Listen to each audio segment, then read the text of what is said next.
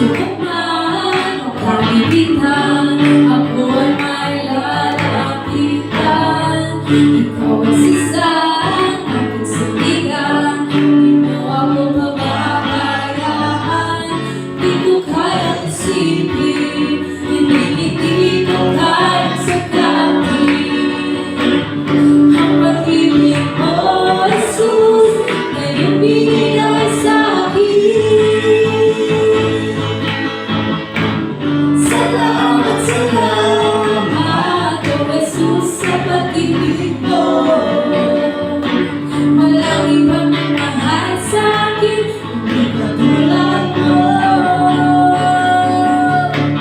Salamat, salamat, O Jesus, sa pag-ibig mo. Ako'y magsasaya sa piling mo. Ako'y magsasaya sa piling mo. Ako'y magsasaya sa piling mo. Patuloy po natin palakpakan ang ating Panginoon ngayong gabi. At patuloy po tayo kumapit ng mayroong pasasalamat sa ating mga puso sa nagdaang saglit ko muli na ating tinahak sa mga trabaho, sa pag-aaral at sa pamilya. Patuloy natin pasalamatan ang ating Diyos sa kanyang sukdulang biyaya na laging ibinibigay sa atin. Nasaan man tayo, ano man yung mga nagawa natin. Patuloy po natin tumawitin.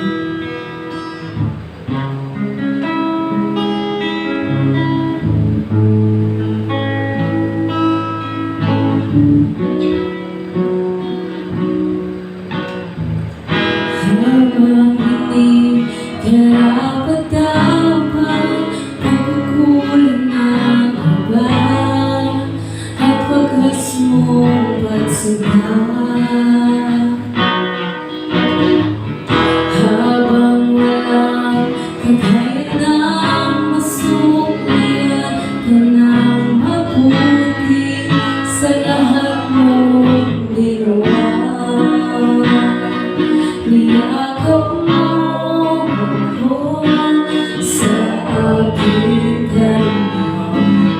Inibig mo ako nang di kayang tumpasan. O Diyos ng katarungan at katwiran na kahit minsan di nabahiran ang kamanyanan, kaluwalhatian. Salamat sa sukulang biyaya mo.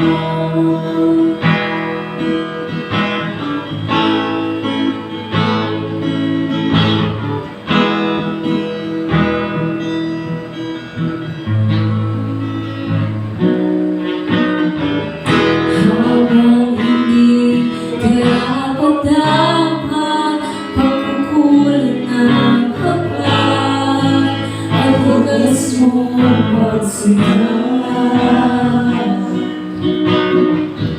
Habang walang kakayanang masuklian ka ng mabuti sa lahat mong ginawa. Niyakap mo ako sa aking karamdaman. Inibig mo ako nang di kayang tumpasan. O Diyos ng katarungan at katwiran na kahit minsan di nabahiran ang kamanyanan, kaluwalhatian. Salamat sa sukulang biyaya mo.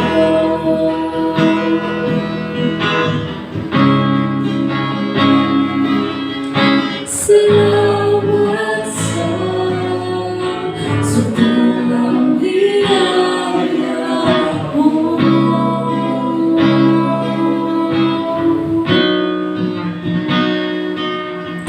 Salamat sa sukulang biyaya mo.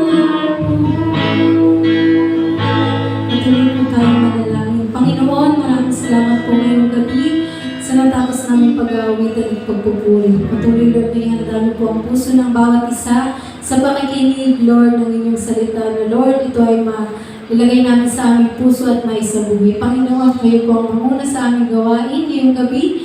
Sa pangalan ni Jesus, Amen and Amen. Para naman po sa ating mga announcement, IRF San Isidro worship service every Sunday at 2 p.m. Youth service every Saturday at 4 p.m. Pero ito po ay mag-switch po ng day. Baka po ito po muli ay bumalik sa dati namin schedule na Sunday, pero ito po ay pag-uusapan pa dahil nagbalik eskwela na po ang lahat ng youth.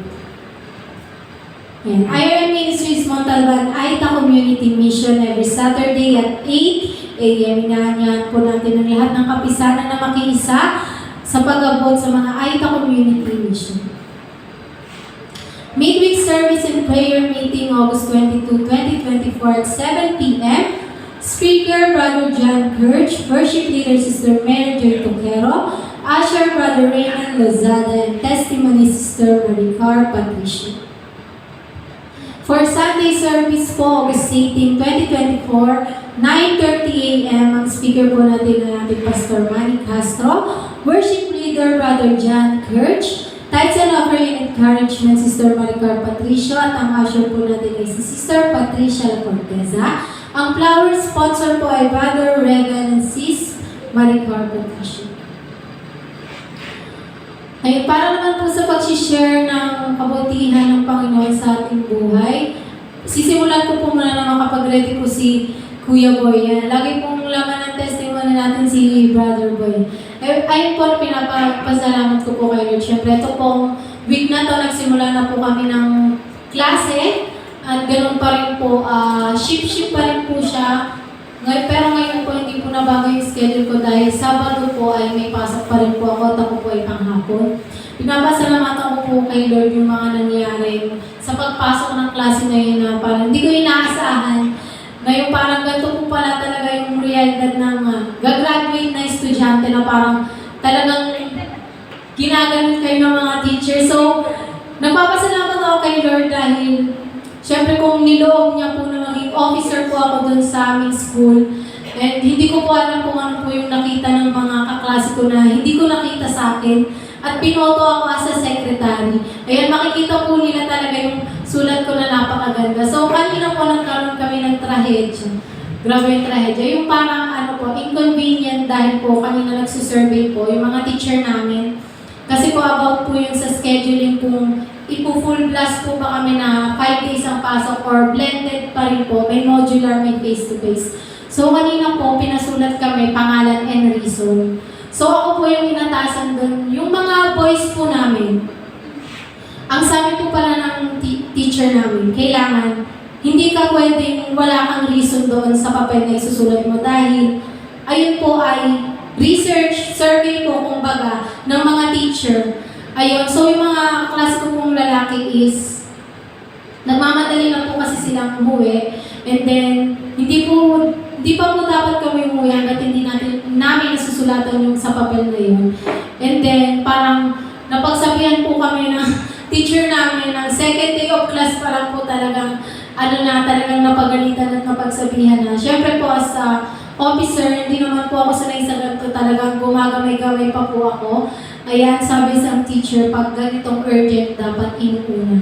So kasi bago namin yung sagutan, yung teacher po namin na bago mag-uwian is pinatago po lahat ng gamit namin. So hindi po namin nasabi na urgent po ito na kailangan ng advisor namin. So parang kanina na ano sabi ko, hala, kasalanan ko ba yun? Bakit wala? Sige, sabi mo sa kanya, hindi na ako papasok para hindi na siya ma-stress. Sabi ko sa kanya ganun, pero parang hindi ko po alam yung ginagawa nila na talagang pinag-pray ko din po na, Lord, kung ilalagay niyo man po ako sa mga ganitong posisyon, Lord, tulungan niyo ako sa mga ganito-ganyan sa paggamay-gamay. Ayun, napapasalamat ako kay Lord dahil hindi niya naman ako pinapabayaan sa araw-araw, sa pangangailangan ko sa school, sa family. Ayan, sa ministry, syempre, lagi siyang nandyan. Sumasama sa mga banal na espiritu at tinanyahan ko po ang ating Brother Boy Adriano sa kanyang testimony.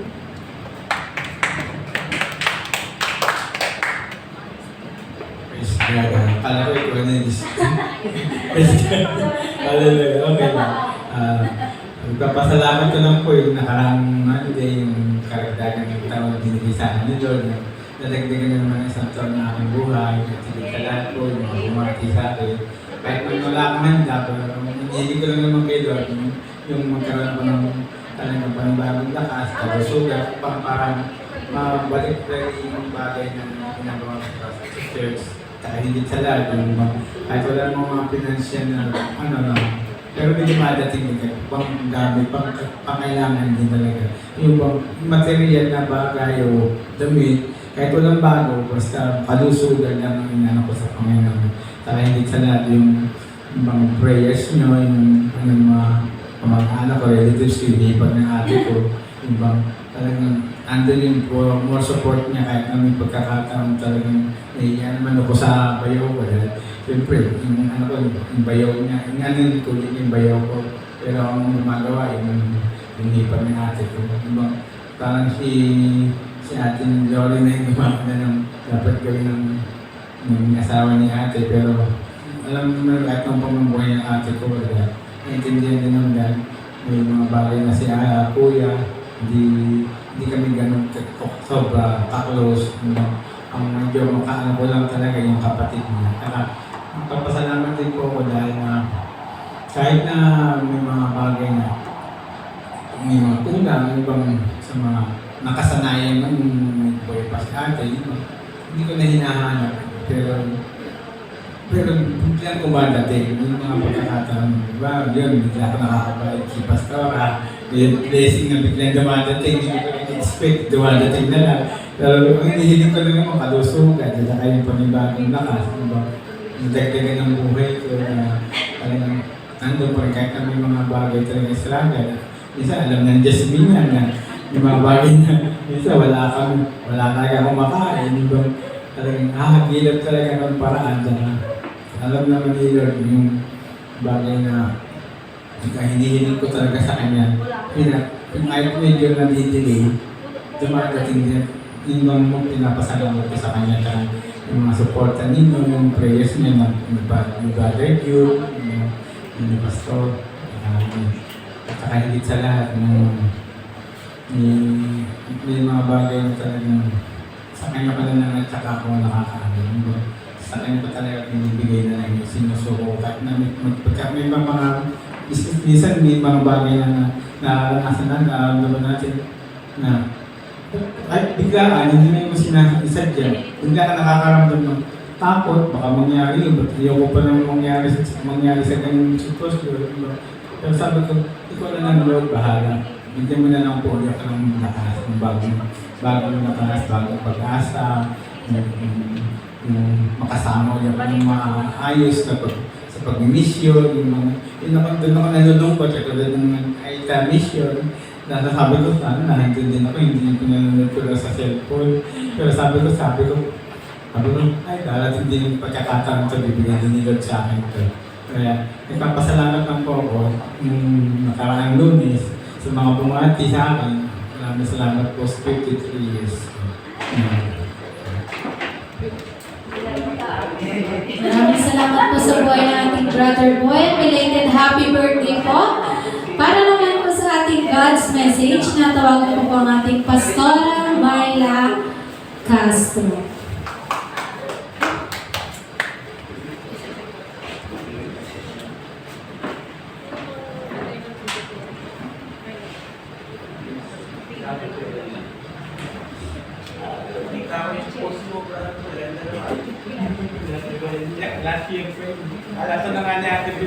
Magandang gabi po sa ating pong lahat. God is good. And all the time. And condolence po ka na Ate Lorny. Ano po, yung kanya pong pinsang po. Ano po?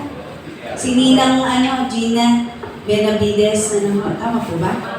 Mother ko lang. Ninang. Okay, condolence po. Bali family, malapit po na first po niya na family. Okay. Ninang po namin sa kasal yung si Ninang Gina Benavides sa kaninong Arnel, architect po ng kanyang. Sige po, tayo po ay mag-aaral po ng salita po ng Panginoon. At ngayon po ay, di ba, nakita po natin si Carlos Yulo. Oh. Di ba nakita niyo po yung condo niyan? Sana all. 35 million, yung kanyang condo, plus meron pa siyang natanggap na 20 million, Tingnan po natin, sa Paris, po natin flash. Yung Paris 2024 Olympic, ay napakasikat, sapagkat makikita po natin si Carlos Yulo, siya po ang kauna-unahang gold medalist, kanya, dalawa po yung kanyang nakuwang medal, At nakita po natin yung kanyang dedikasyon na manalo po at makuha. Pakita nga natin yung picture kung paano siya tumambling, lumipad, at nagpaikot-ikot, Talagang napakadami po niyang pinagdaanan sa ganyang, hindi po madali, nakita niyo po, alam niyo po, pinakita yung kanyang palad. Puro pala, kalyo. Nakita nga namin ni Pastor, grabe pala kapal ng kalyo niya, kasi yung kalyo na yun ay nakakatulong sa kanya para po pag lumalambitin siya ay hindi masakit o hindi siya malaglag. Nakita natin yung kanyang lakas binigay po roon. Bukod doon, dala-dala po niya yung ating bansa. Na talagang naandun yung kanyang pagsisigasig para po mapanalo yung laban po na yon. Yan po ay dinanap sa Paris, ito pong taong 2024. Sa Olympics po, marami po tayong makikitang sports at events. Katulad na lang ni Carlos Yuloy, nabanggit ko nga po sa inyo, siya po yung kauna-unahang gold medalist. Hindi lamang isa, kundi 2 gold medal po. Pero sa kanyang pagkakapanalo, naging sikat din siya sa social media. Nababasa niyo po ba? Sa FB. Sikat na sikat. Parang lahat na lang yata na nakita ko sa Facebook, sabi ko, parang lahat na lang pinag-uusapan ito. At sa kanyang pagkakapanalo, naging sikat din siya sa social media, ang kanyang personal na buhay, ang kanyang love life, ang kanyang family, at maging ang perang kanyang nakuha sa pagkapanalo po niya. Bago siya sumabak sa Olympics ay may mga pagsubok na hinarap, mentally and physically. Napanood ko po nung kailan yung kahapon yata, na may in-interview na psychology na kung saan ganun pala mga mga atleta, talagang inaano sila mentally, hindi lang po physically, nag-exercise sila, pero hindi condition po yung kanilang kaisipan, para hindi sila maiba yung focus. Kumbaga, hindi sila maano doon sa mga problema na kanila pong kinakaharap habang sila po ay sasabak sa laban. Okay? So, nakita po natin, pagkatapos po ng laban, nagkamit po siya ng gintong medalya at ito'y 2. Gold medal. Sabi ko nga ang kapal, ganun pala yung gold medal, pwede ba yung isang lot?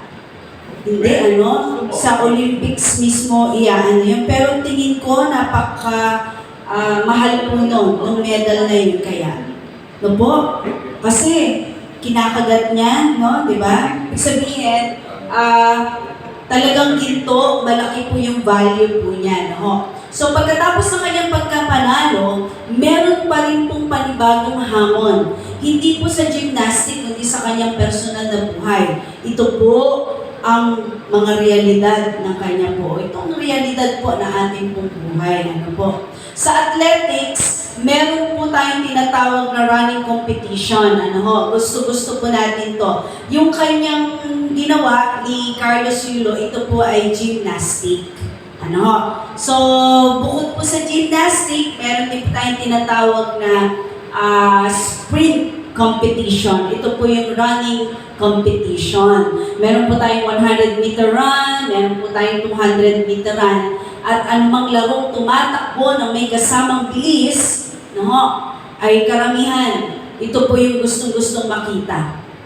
Yung adrenaline, yung enerhiya, pagiging unang makatapos sa karera ng takbuhan. So makita po natin sa picture, ano po, at nakita po natin, ayan, na nung nandun siya sa finish line, talagang tinaas niya yung kanyang kamay, at nung, di ba po, sa finish line, merong parang, ang tawag dito, parang tela na kailangan daanan yon para mapigtas. Ano po ibig sabihin, ikaw yung unang-unang nakarating sa finish line.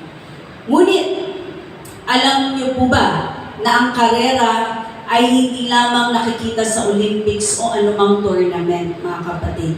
Ikaw at ako, bilang mga Kristiyano, ay mayroon din pong mga takbuhin na kinakaharap po sa ating pong mga buhay at pananampalataya. Habang ginagawa ko po itong mensaheng ito, ay nakita ko sa aking pong buhay na ganun din, meron din po akong mga kinakaharap na takbuhin sa aking pong buhay. Alam niyo po, ito po yung pinakang, pag gumagawa ka ng mensahe. Kami po, as a worker, hindi po, ibig sabihin na kapag kami po ay nagbe-mensahe, ibig sabihin kami po ay, maayos or perfect na. Hindi po. Kami po ay dumadaan din sa mga takbuhin sa aming pong buhay na kung saan meron po kaming kinakaharap sa aming buhay at aming pong pananampalataya. May pagtuturo, So, ito po yung maganda habang ginagawa po yung mensahe.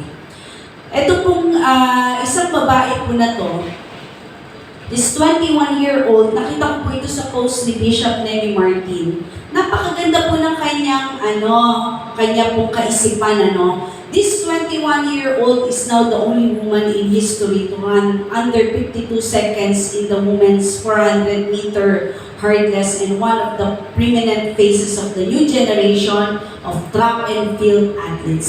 Sydney McLaughlin set a new world record and received the gold medal. Ito po ay 2024 po.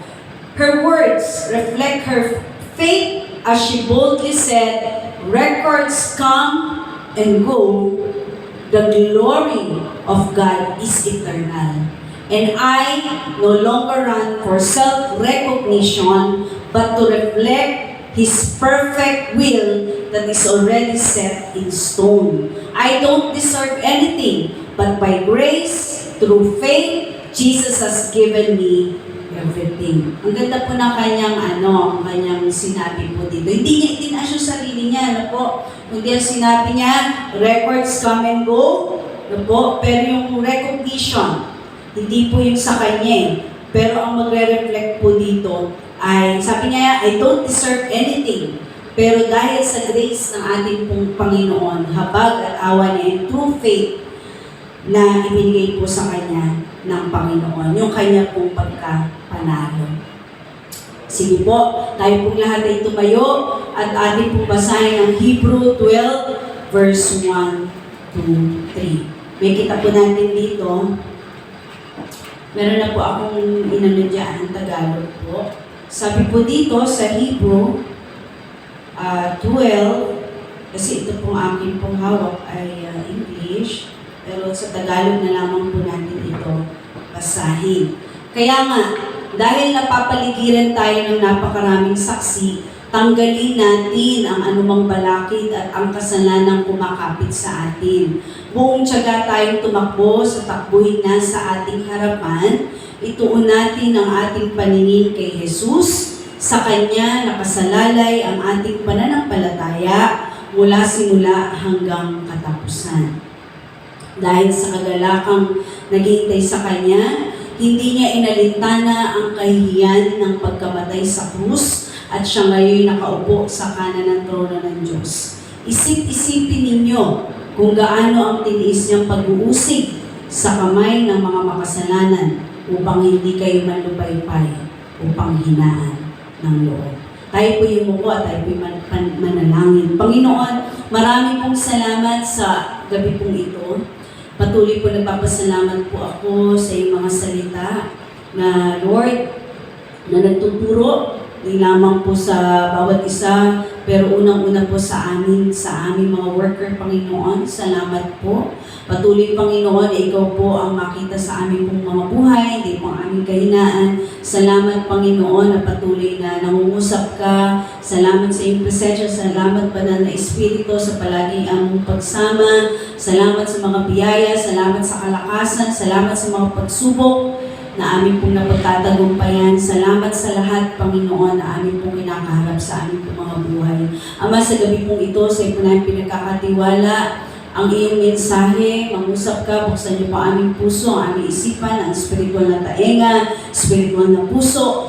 Mangusap ka at maunawaan, maintindihan, mai-apply po namin sa aming pong mga buhay. At patuloy, Lord, na patuloy na ikaw, Panginoon, ang maitaas lamang sa gabi po ito. Salamat, Ama, sa pangalan ni Jesus. Amen. Sige po, tayo po'y makaupo. So, sa Hebrew 12, verse 1 to 3, yung ating pong nabasa, sabi dito, marami daw, napapaligiran po tayo ng maraming saksi. At sabi diyan, tanggalin daw po natin yung mga balaki. Ano po ba yung mga balaki? Yan. Ano ba ito ata? Sa wala siya.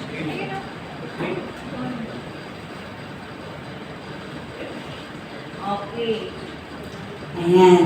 Sabi po dito, napapaligiran daw po tayo ng maraming saksi. Tanggalin natin na anumang balaki at yung mga kasalanang kumakapit. Ano po? Ayan. Kumula na. So sabi doon, buong tiyaga tayong tumakbo sa takbuhin po na nasa ating harapan at ituon natin sa ating Panginoong Jesus. Ang title po na ating pong pag-aaralan na po is Running the Race Victoriously. Ayan. So, Running the Race Victoriously, nakita po natin na itong natatapos po na Olympics, meron pong labanan sa pagtakbo, no? Bukod sa gymnastic, nakita din natin. Parang may pagtakbo din na ginawa si Yulo, di ba? Tapos malentong siya, umikot-ikot, diba?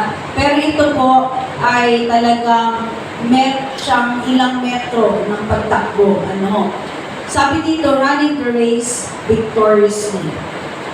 The Christian life is like a marathon. It requires hard work and perseverance. Po. Pag sinabi po perseverance, ano po ito? Pagtitiyaga. No? Sometimes we fall.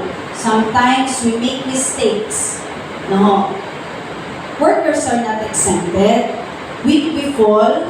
Po, kami po ay may times na bumabagsak, may times na nagkakamali.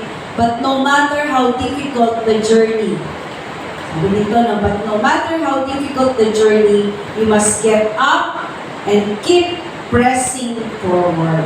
God calls us to finish the race. Ang karera pong ito ay hindi maigli. Ito ay hindi lamang isang beses na pagtakbo, ngunit ito ay isang mahabang karera. Po, mahabang karera, isang karera na tatapusin lamang pag natapos na ang ating huling hininga dito sa mundo. Tama ba? So, iba yung karera na yung nakikita po natin sa Olympics. Iba naman din po itong itinutukoy po dito sa ating pong pinag-aaralan. Ito po ay karera ng ating buhay, Kristiyano at pananampalataya. Sabi po dito, isang karera na tatapusin lamang pag natapos na ang ating huling hininga dito sa mundo. Pero ang tanong po ay, magagawa nga ba natin ito hanggang sa wakas? Yan. Diyan nagkakaalaman. Ano? Yun natin alam. Ano? Pwedeng ngayon, okay, sa mga susunod, hindi. Pero dahil sa biyaya ng Diyos, nakakapagpatuloy po tayo. No? Kasi sa sarili po natin, hindi po talaga po natin kinakaya ang mga bagay-bagay po o karera ng ating pong buhay. Many Christians today are getting tired of running the race. Many are already planning to quit. Maybe because of so many problems, maybe because of unanswered prayers, maybe of some misunderstanding with fellow believers. But though as it may, statistics would tell us that many believers are no longer excited with their Christian life, no longer as energetic as before in running or finishing the race of faith. Ano po bang ibig sabihin nun? Marami pong Kristiyano talaga sa ngayon nakakaramdam po ng pagkapagod. Sino po dito yung napapagod? Taas kamay. Yung totohanan po. We cannot, hindi po natin masasabi na we are always okay, no? Tayo po ay malakas. There are times po talaga na bumibitaw. May times po na napapagod. May times na talagang nalalamig, nangihina, po, sa takbuhin na kinakaharap po natin sa ating buhay. Kasi yan nga po yung realidad. Minsan, may times po na nakakaisip po tayong mag-quit na dahil sa dami ng problemang kinakaharap. O di kaya sa mga panalangin, panalangin wala pang katugunan at sa maaring sa mga taong hindi nakakasundo o mga taong nagbibigay sakit sa ulo mo o sa ating mga puso. At dahil dito, nawawalan ng gana. Wala na yung excitement. Wala na yung gana na gumawa o maglingkod. Yung excitement ng puso sa paglilingkod, hindi na katulad po dati. Na masigla sa paglilingkod at paggawa sa kanyang ubasan. Pero paano nga po ba tumakbo ng matagumpay sa karera ng buhay Kristiyano na may pananampalataya, at gagamitin po natin ang salitang race. Spell the race, R-A-C-E. Tama po ba spelling ko? Apat lamang siya. So, hindi naman po mahaba yung aking mensahe. Pero bago ko po itong acronym, bigyan po natin ng ibig sabihin po yung race. Una, papasalamat po ako sa Panginoon, na matagumpay, na yung sa Aita Mission. Salamat sa Lord sa patuloy po niya na pagsusustain para po maipagpatuloy po yung mission. At nung alam niyo po, nung natapos po yung mission, di Lunes, pumasok ako ng Lunes. Sabi po sa akin ni Ma'am Arlene, sabi niya, Mamayla, sabi niya, ganun itong Christmas, paghahandaan natin. Tapos po, ito namang si Ma'am Lisa, ito yung naoperahan. May kaibigan po siya. Nakikita niyo po yung sa, Miranda. Diba? Pacho Isabel. Bago po mag-Pacho Isabel, meron pong La Miranda. La Miranda, Pacho Isabel. Siya po yung may-ari ng La Miranda. Parang mansion po din yata yung La Miranda. Mayaman daw po yun. At isa yun sa mga kaibigan po niya. Actually, share po na nakasama po natin, yung church po nila ay binigyan ng lupa o lote nung La Miranda po yung may-ari po na yun. Imagine niyo po, hindi ko alam kung 500 square meter or 1,000 square meter. Basta malaki po daw ang ibinigay at talagang kasi na-share po, nagre-rent lang po sila sa Albertos. Alam niyo po yung Albertos? Yung Albertos, ang rent po nila dyan, nagkakahalaga ng mga 10,000 yata sa isang buwan. So, mas mahal yung kanila. Tapos, ang gamit lang nila every Sunday. Ang gawain lang po nila every Sunday. Ngayon, nakita po nung friend po ni Sister Lisa, na dinala po niya, siya po ang nagdala doon sa church po na yun ni na-share. At nakita po niya yung kalagayan, nakita po niya yung pangangailangan. Alam niyo po, itong tao po ito ay nag-offer na bigyan ng lupa ang church po ni na-share. At ang nanay po kasi niya ay pastora. Na-meet ko na rin po niya si pastora. At nakita po natin na talagang true noon, inumpisahan na nga pong gawin yun at yung titulo talagang ililipat na po sa kanila. Sabihin, totoo, na ibibigay talaga yung lupa na yun doon sa iglesia, sa church po yun. Share. Okay? So, papasalamat po tayo sa Panginoon na patuloy po na biyaya sa singing department. Alam po natin yung kalagayan po na ating church. Yung nag-report po ang ating treasury noong Sunday. Pero nagsusustain, nagpa-function pa rin yung department, in spite na dumadanas po ng itong mga pagsubok. Ikalawa po, nagpapasalamat din po ako sa Panginoon na na maayos po ako sa Municipal Planning Development Office. Kung natatandaan niyo po, nagpatotoo po ako na ako po ay nagkaroon din ng problema sa trabaho. At nagkaroon din ng parang politika sa loob ng trabaho. Ako po ay na-demote. Demoted po ako for 7 years. I was demoted. Even my salary was demoted. Kanya, yun, nagpapasalamat ako sa Panginoon. Yung nasusustain po namin din ni Pastor, yung pangangailangan po namin pinansyal, mga bayarin, hindi ko alam kung paano, pero si God po ang bahalang tumugon po rito. Napakalaki po ng difference na sahod ko po noon sa ngayon.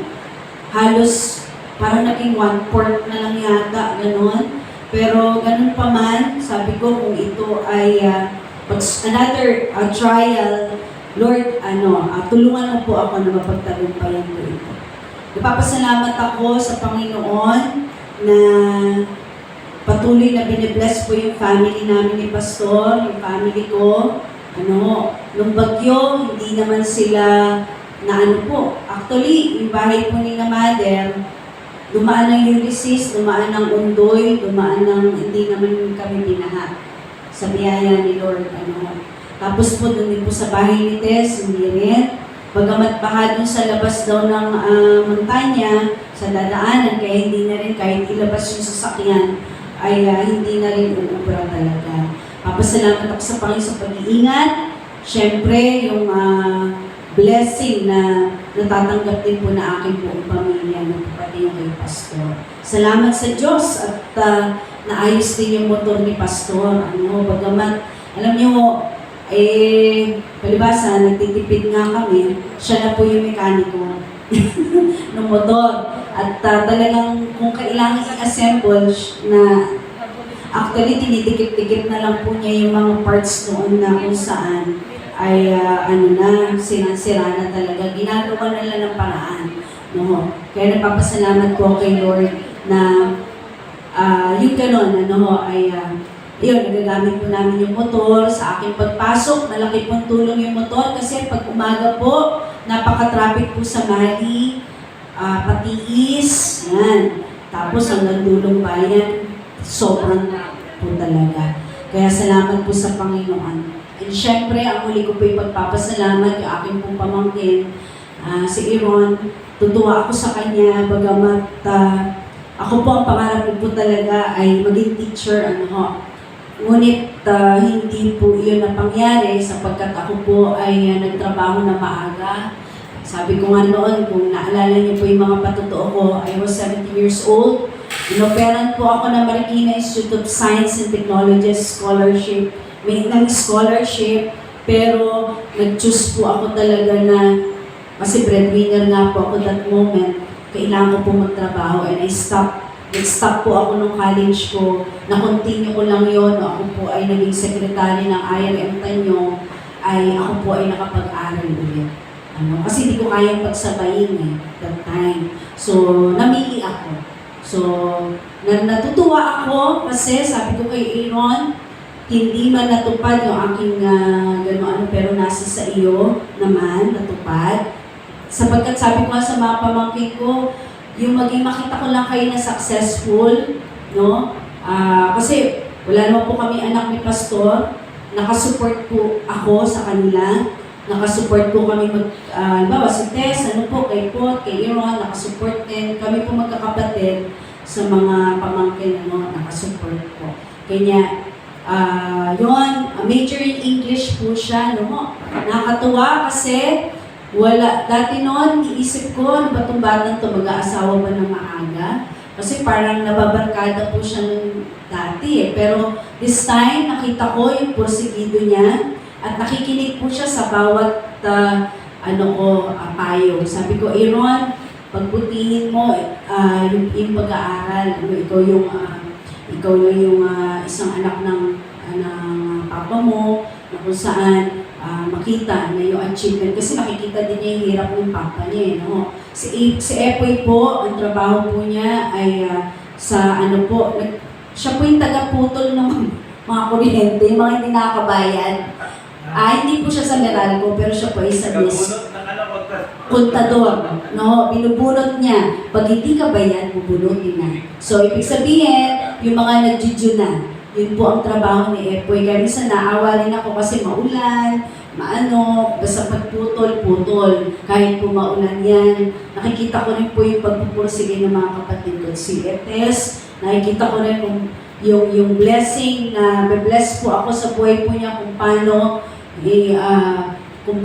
hindi man siya natapos ng kanyang business management. Kasi that time po na nasa Meralco ako, nais ko po talaga siyang maipasok sa Meralco. Kasi si Tess po, sa aming tatlo, siya po yung matalino. Kasi sabi ko na madiskarte, although ako madiskarte rin, pero siya talaga yung mas matalino sa aming tatlo. No po. Nakita ko kung paano siya kahit hindi siya nakatapos ng college, that time kasi nagsusupport din po ako sa kanyang pag-aaral. And yun nga lang, napaaga siya ng kanyang pag-aasawa. Pero nakita ko naman na bumawi siya. Actually, siya po yung nakakatuwang ko rin sa mga ko po sa parents ko po. Kaya natutuwa ako na patuloy na yung blessing. Kami naman po ni Pastor, papasalamat din ako na wala po kami maintenance. Yun, papasalamat ako, wala po kami, vitamin lang po kami, no? Hindi po kami nagme-maintenance. Sa edad po namin ito, kasi yung mga kabatch ko po, malalaman ko, kamusta ka na? Mate, eto, si Darwin po, kung mapapansin niyo, nanginginig na po yung kamay nun. Natatawa nga ako, sabi ko, grabe ka, 40, magkasing-edad lang tayo. Kasi nag-Taiwan din po siya, at sumabak din siya sa pabrika. Pero, naku, yung kamay po niya, pag umahawak po siya, parang yung katulad ng father ko, yung sobrang linig. So, alam ko may tawag sa ganun sakit no? Kailangan talagang ma-therapy, gamot, And even si Elaine, hello, nagme-maintenance na yan. Pero sabi ko nga, salamat sa Diyos, kasi ako po 48 na, wala po talagang maintenance. Napagtagumpayan ko po yung aking ovary. This time, wala na, magaling na, at talagang, yun, masasabi ko na, yung mga karera na yun sa buhay ko ay unti-unti na pagtagumpayan. And even kami po mag-asawa, mga pagsubok na dumarating po sa aming mga buhay ay napagtatagumpayan po. Purihin po ang Panginoon. Race, meaning a competition between runners. Diba? Yan po yung ibig sabihin ng race. So, tignan po natin, R. Ano po yung R? Remember who had gone for us.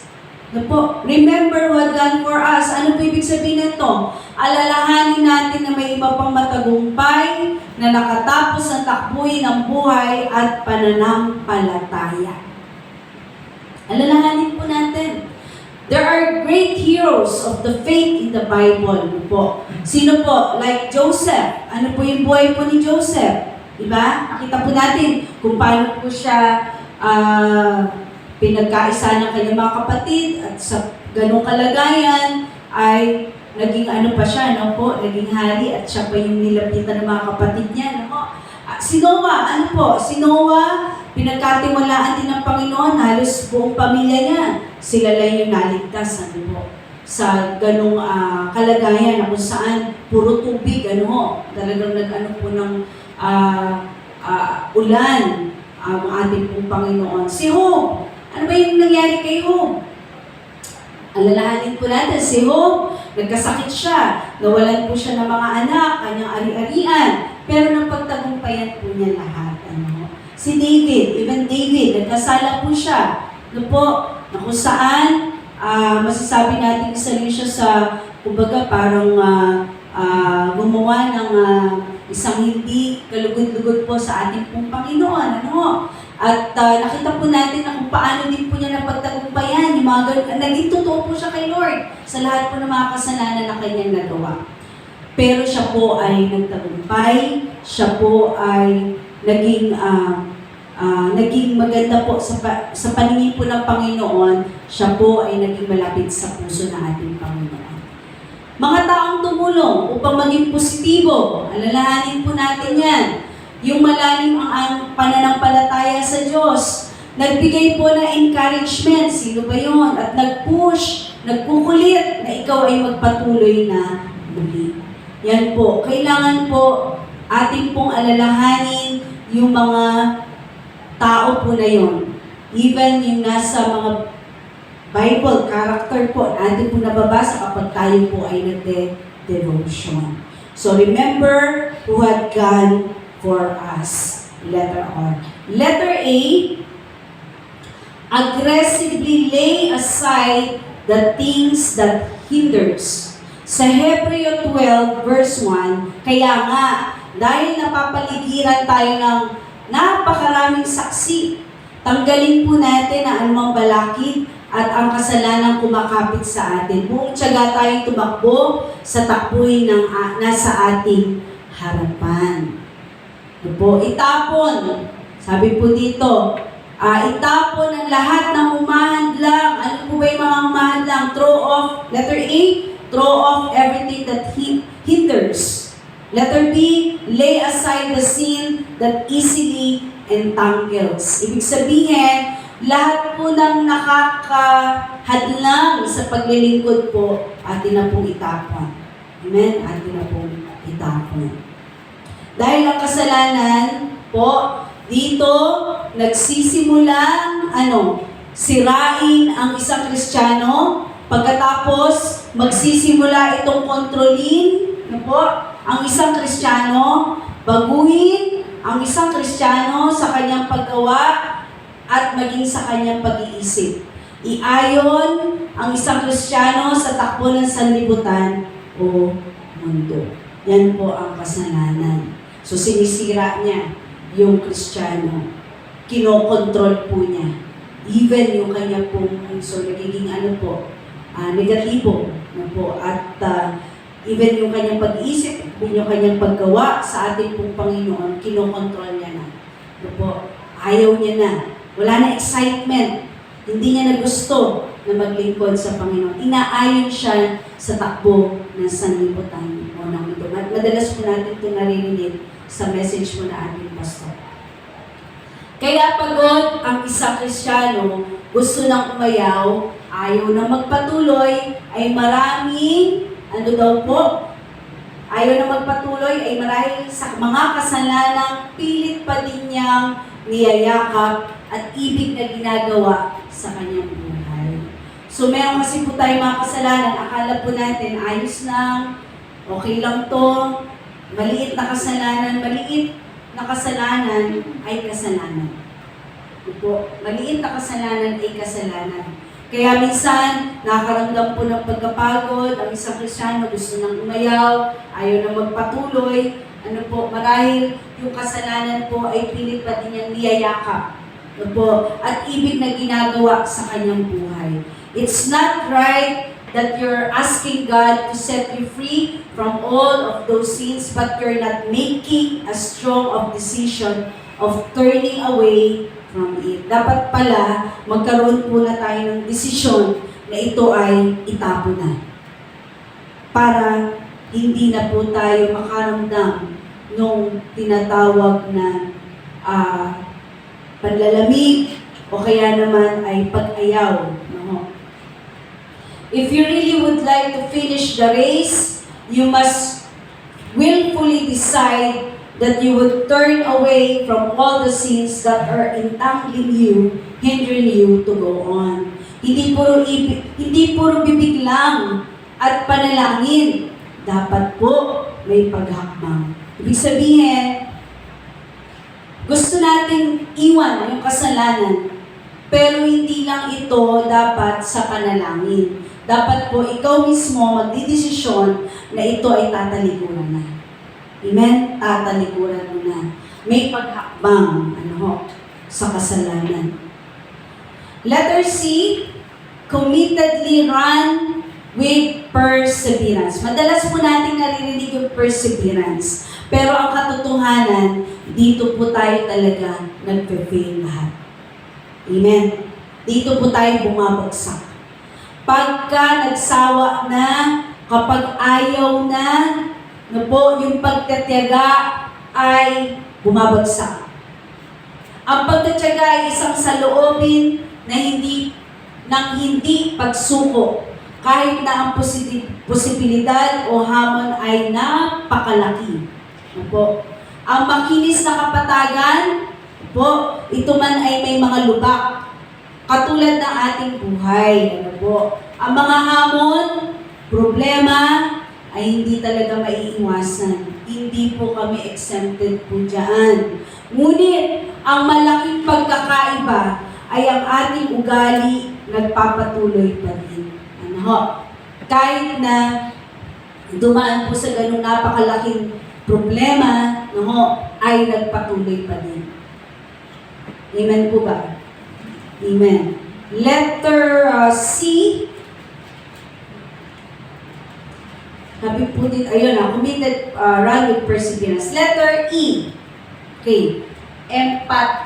Empathically fix your eyes. Ano po ba ibig sabihin empathically? What is empathically? Meaning, without question and beyond doubt. Sabihin, wala kang pag-aalinlangan, wala kang tanong-tanong. Basta nakafix na your eyes mo kay God. Ganun lang. Empathically fix your eyes to Jesus. Itinuon mo ang iyong paningin na kay Lord lang. So wala kang doubt, wala kang pag-aalinlangan, wala kang question.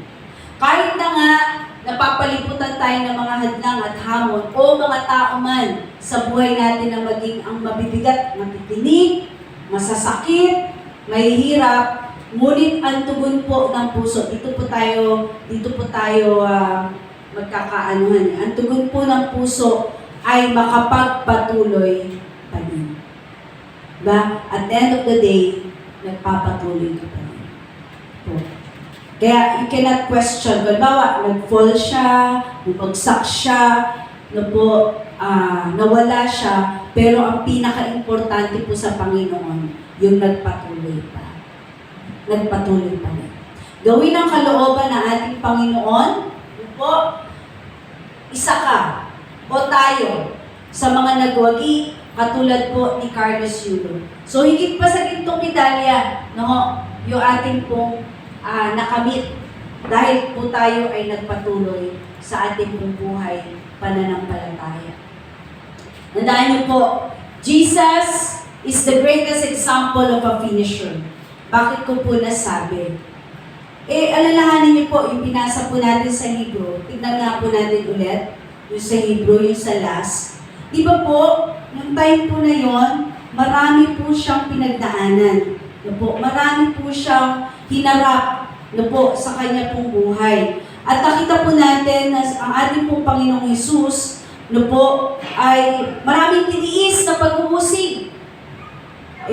Sabi nga, yung nararanasan nating pag-uusig, lalo na po sa paglilingkod, kung marami pong mga negatibo, may ayaw, may gusto, may nakaka-appreciate, merong hindi, pag-uusig po yun Pero ganun pa man, naranasan na po ito na ating Panginoon. Kaya sabi dito, isip-isipin ninyo kung gaano ang tiniis niyang pag-uusig sa kamay ng mga makasalanan upang hindi kayo manlupaypay o panghinaan ng loob. Kaya pagka po nakakaranas po kayo ng ganito, isipin niyo po na naranasan na ito nung una pa ni Lord So alam ni Lord yung ating po mga napagdadaanan.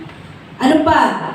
Dahil sa kagalakang naghintay sa Kanya, hindi niya inalintana ang kahihiyan ng pagkamatay sa krus at siya ngayon nakaupo sa kanan ng trono ng Diyos. Amen. Diba? napako siya doon sa krus ng Kalbaryo. At doon, hindi niya inalintana yung hirap kasi naandun na siya sa finish. Kumbaga, ito na, tapos na. Matatapos na rin yung lahat ng paghihirap na pagtagumpayan niya. Kaya Jesus is the greatest example of a finisher. Jesus was and is the winner. Siya po yung talagang totoong nagtagumpay of all winners. He conquered death and Satan on the cross. On the cross, Jesus said to Satan, I win and you lose. Jesus is the ultimate winner in life who encourages us to keep going. Ibig sabihin, siya talaga yung totoong winner.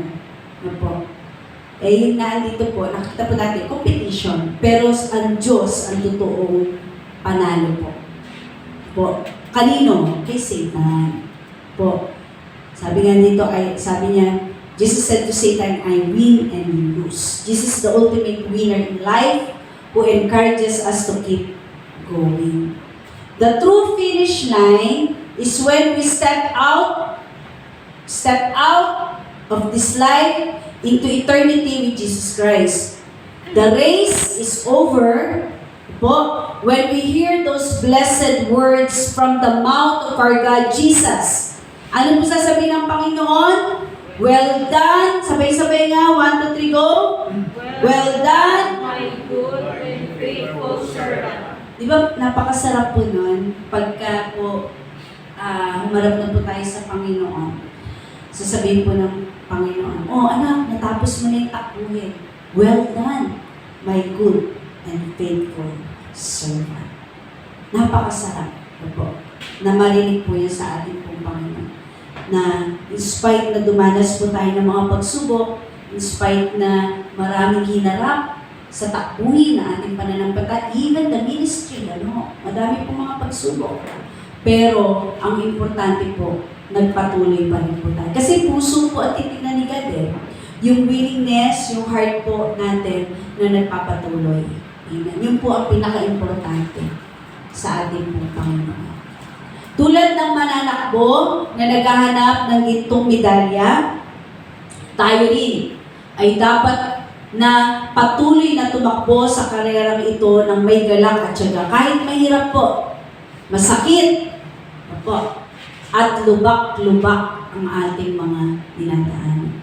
Ito po yung realidad talaga Talagang mahirap, hindi madali ang buhay Kristiyano. Ang buhay ng Kristiyano, sabi niya, masayang tunay.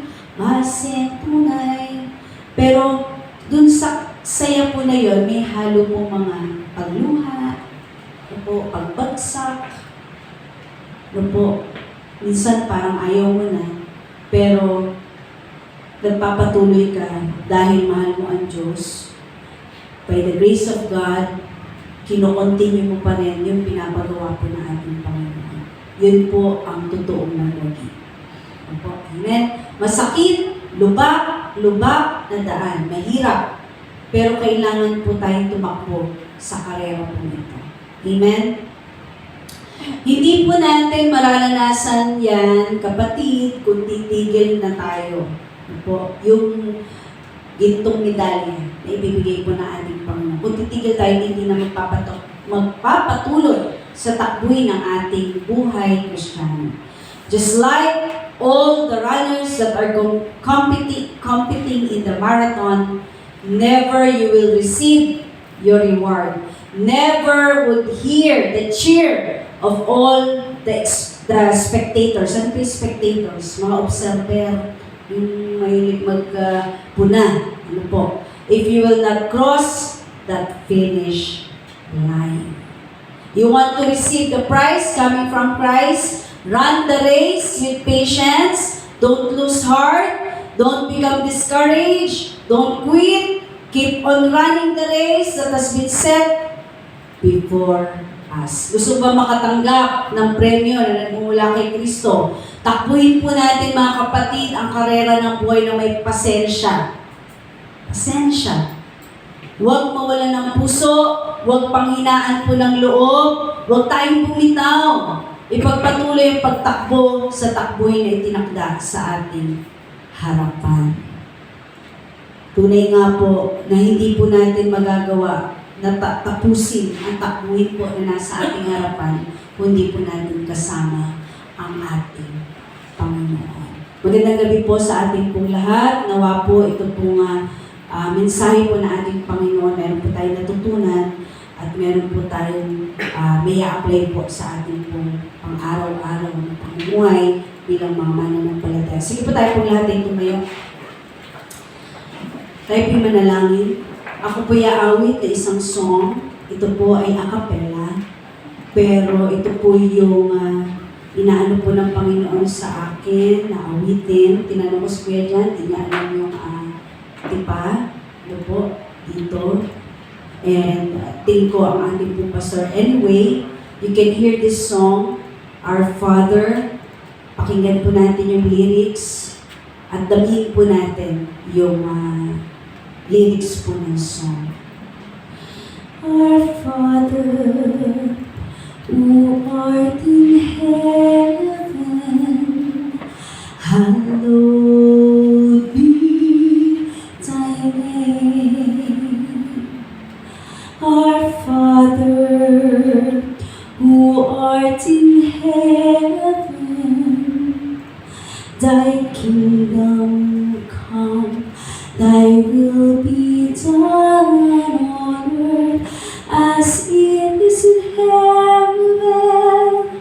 Give us this day our daily bread, and forgive us our sin as we forgive our debtors, and lead us not into temptation,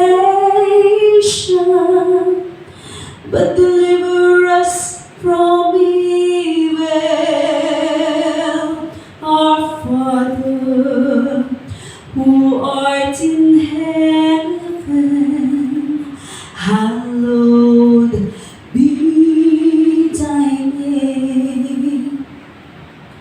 Our Father, who art in heaven, thy kingdom come, thy will be done on earth as it is in heaven.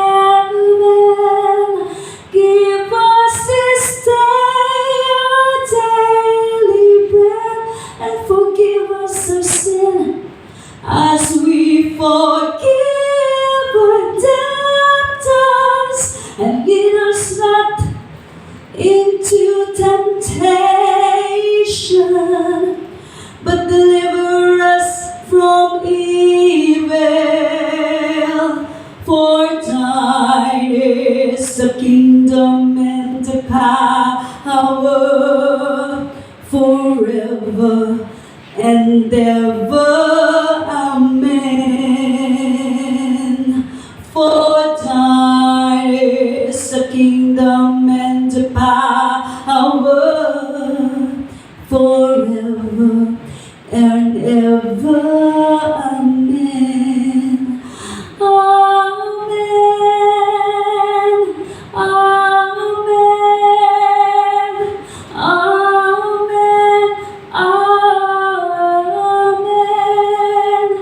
Amen.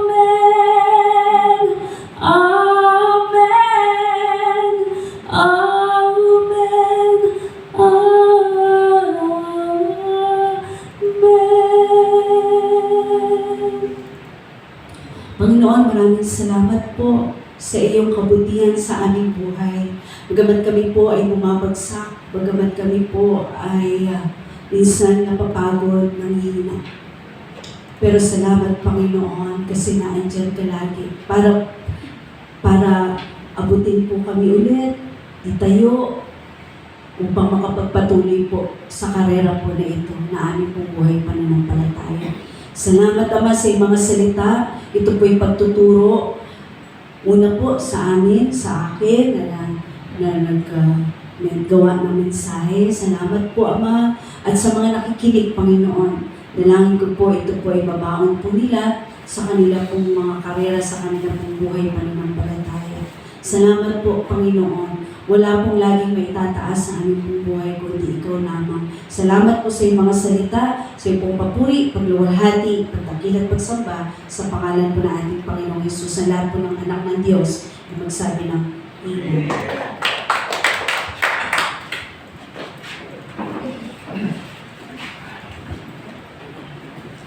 Maraming salamat po sa mapagpalang mensahe ng ating Panginoon ngayong gabi. Dadako naman po tayo sa ating tithes and offering in car. Tinatawagan ko po ang ating Sister Laarn.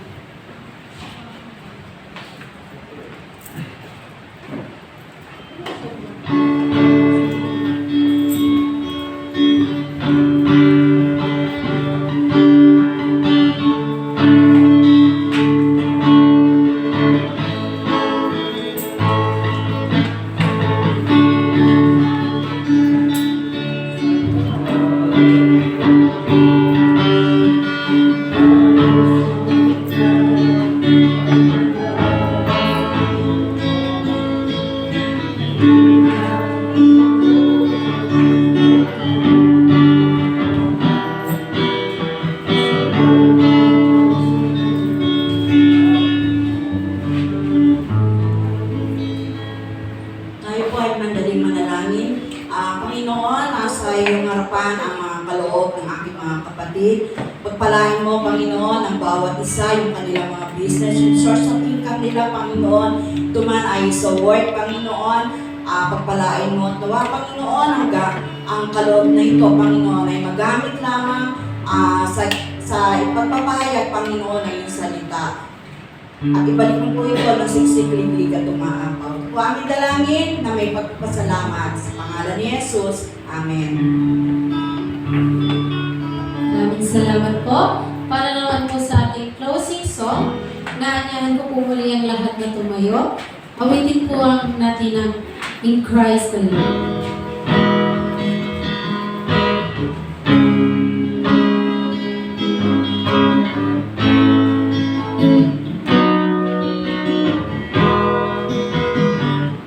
In Christ alone, I place my trust and find the glory in the power of the cross. In every victory, let me stand by me, my source of strength. My source of hope, in Christ alone, in Christ alone, I place my trust and find the glory in the power of the cross. In every victory, let me stand by me, my source of strength, my source of hope, in Christ alone, in Christ alone.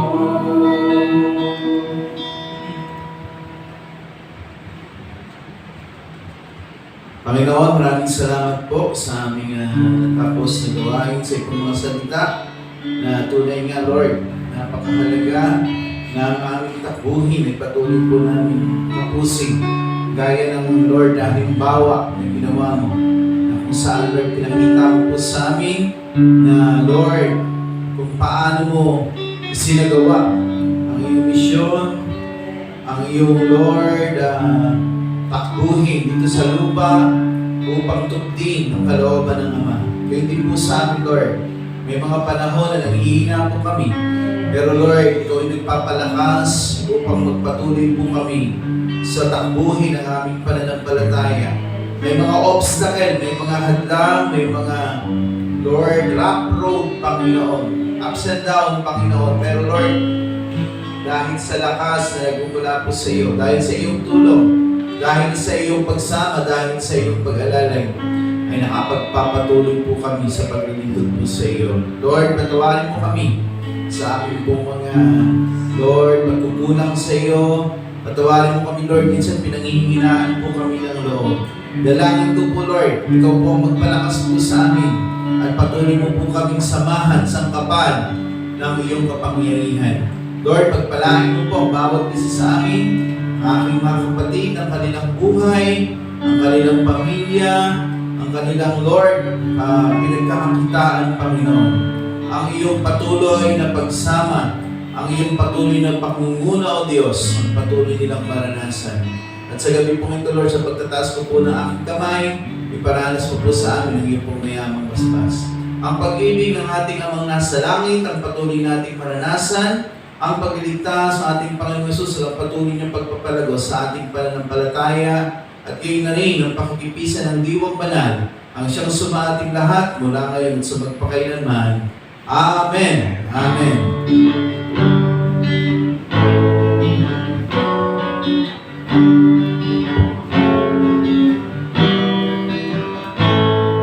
The Lord bless you and keep you. The Lord make His face shine upon you and give you peace, and give you peace, and give you peace forever. The Lord be gracious to you. The Lord make His face shine upon you and give you peace, and give you peace, and give you peace forever. God bless you po. Maraming salamat po muli sa ating lahat. Tayo po ay magbatian at magkamayan.